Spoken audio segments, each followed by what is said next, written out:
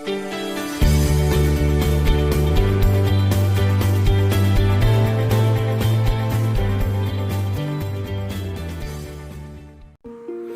Dear friends and my dear subscriber, आज जो मैं वीडियो आप लोगों के लिए लेकर के आया हूँ, उस वीडियो में मैं आपको कोशिश करूँगा कि पूरी जानकारी दे दूँ। एक बहुत ही मैं इसे बहुत ज़्यादा गंभीर तो नहीं कहूँगा आज के समय पर एक समय ये बहुत ही गंभीर बीमारी मानी जाती थी और उस बीमारी का नाम है ट्यूबरकुलोसिस। आज ट्यूबरकुलोसिस के संबंध में मैं आपको इसकी हिस्ट्री क्या रही है और वर्तमान में इसके लिए क्या क्या टेस्ट हम लोग करते हैं और कौन कौन सी दवाएं दी जाती हैं और उनके साइड इफ़ेक्ट्स क्या होते हैं, इसके संबंध में मैं आपको जानकारी दूंगा। आज मौजूदा हालात में हम देखें तो हमारे भारतवर्ष में ही टीबी के बहुत सारे मरीज हैं। पूरे विश्व में देखें तो 2 बिलियन मरीज से ज़्यादा टीबी के हैं और हर साल 10 मिलियन टीबी के नए मरीज इस संख्या में ऐड हो जाते हैं।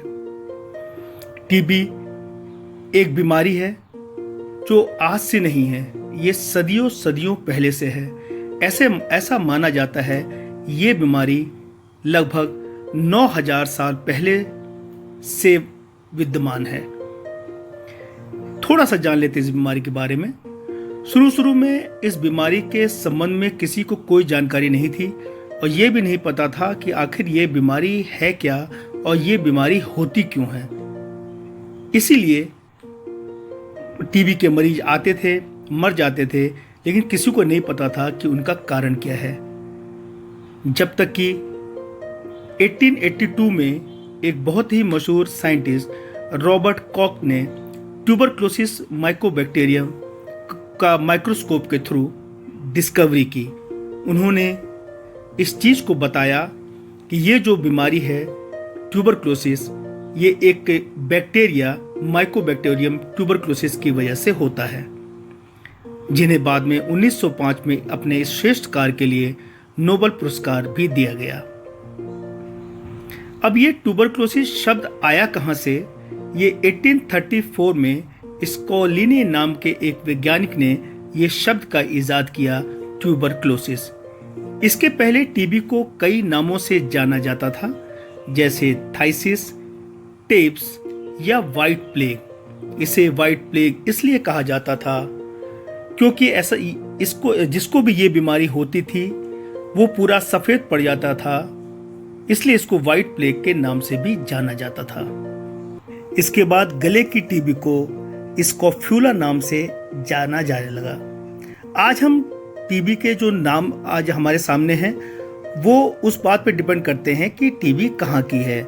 छाती की टीबी को हम पल्मोनरी ट्यूबरकुलोसिस कहते हैं। इसके अलावा शरीर में और जगह की ट्यूबरकुलोसिस को हम एक्स्ट्रा पल्मोनरी ट्यूबरकुलोसिस कहते हैं।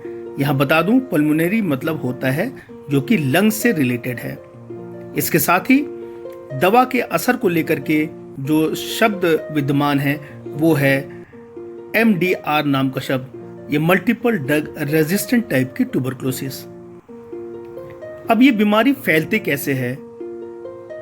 1800 सदी में ये माना जाता था ये बीमारी किसी भूत प्रेत या वैम्पायर की वजह से फैलती है और जिसमें भी इस तरह की बीमारी के लक्षण पाए जाते थे, लोग उन्हें उस व्यक्ति को मृत्यु पश्चात गड्ढा खोद करके दफना दिया करते थे। फिर लोगों का ये मानना हुआ कि ये बीमारी चूंकि वैम्पायर से या भूत प्रेत से होती है, इसलिए इसका इलाज भी वो रॉयल टच की इंग्लिश एम्पायर या फ्रेंच किंग या क्वीन या रानी के छूने से ये बीमारी ठीक हो जाया करती है।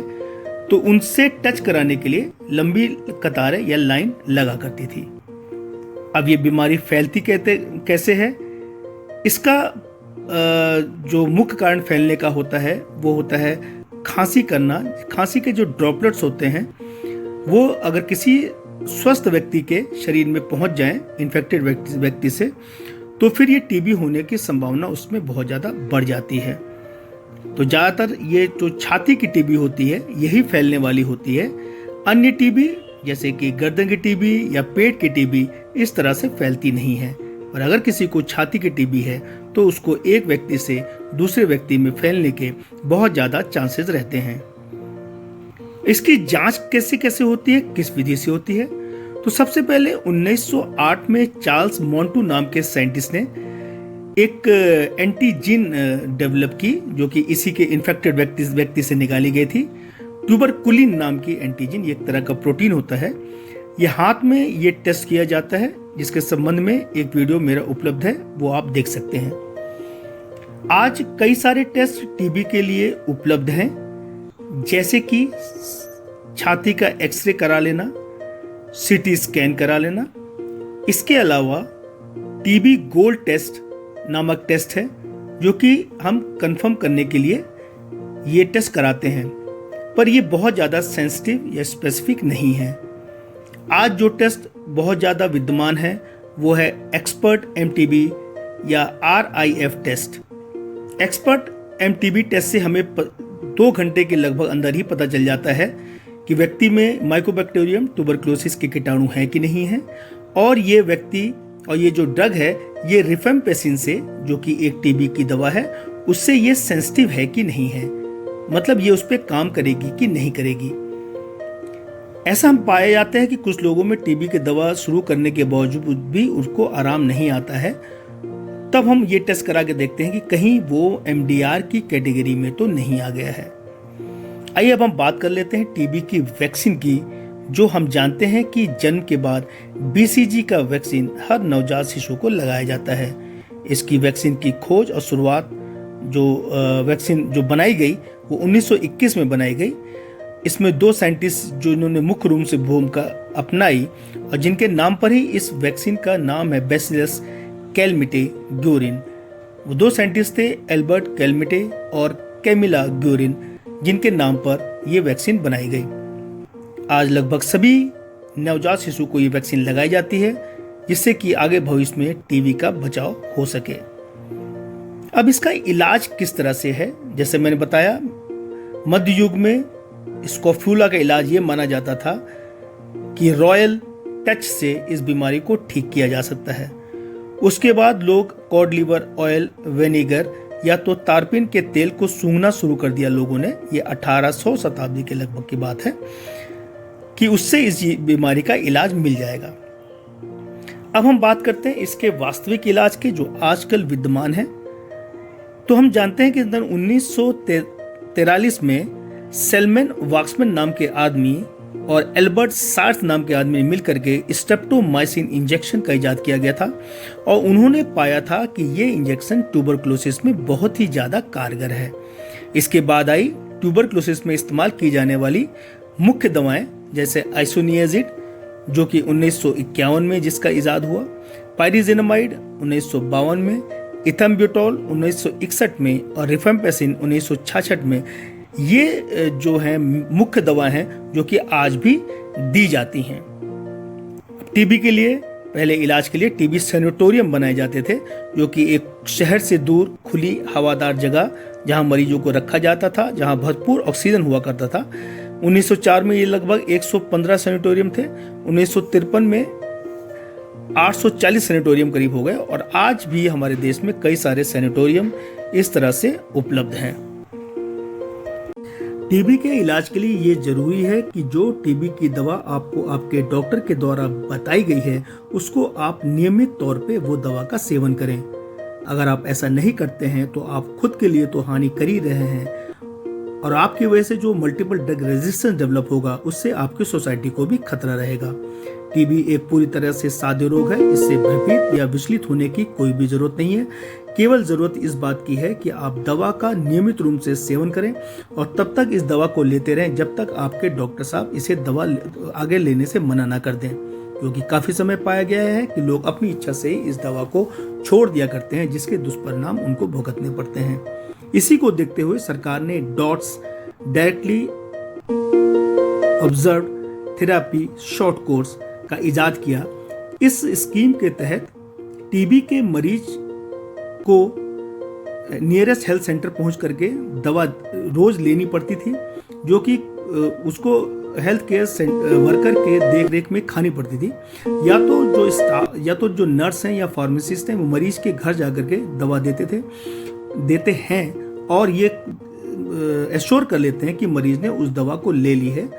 ये सब करने से आज टीबी की पर हमने काफ़ी हद तक कंट्रोल पा लिया है।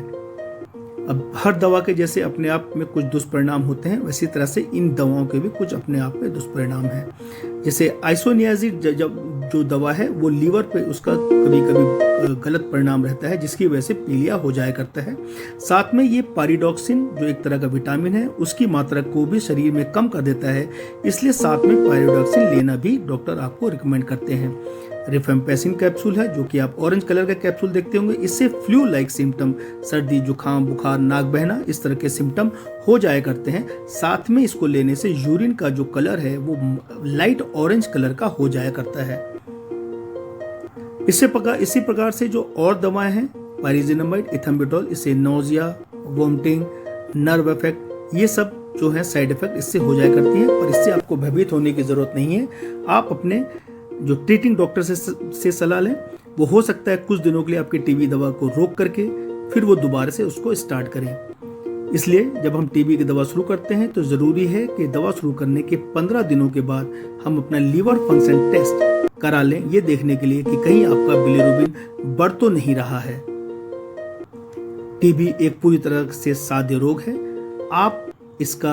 अगर आप में से कोई भी इस बीमारी से ग्रसित है या आपका कोई परिजन इस बीमारी से ग्रसित है तो इसमें ज़रूरत है कि आप हेल्दी और हाई प्रोटीन डाइट लें, जिससे शरीर की इम्यूनिटी बढ़े।